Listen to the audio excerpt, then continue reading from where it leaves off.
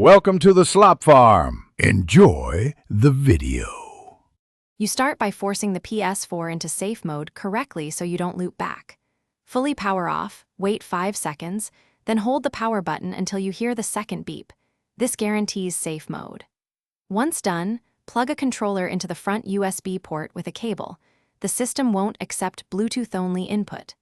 Make sure the safe mode menu appears and the controller lights respond before selecting anything, because premature choices can trigger a repeat loop.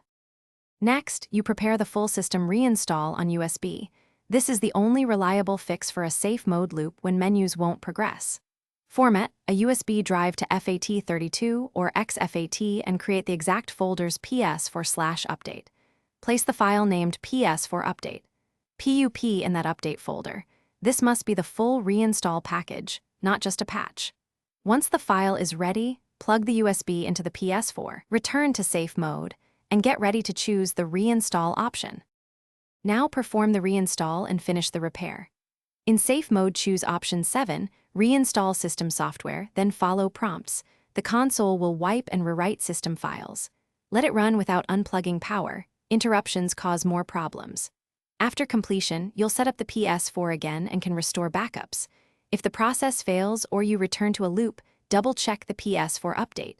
PUP file name and version, re-download the full file, and try a different USB drive or port to rule out media errors. Thanks for watching. Consider subscribing if we helped you today.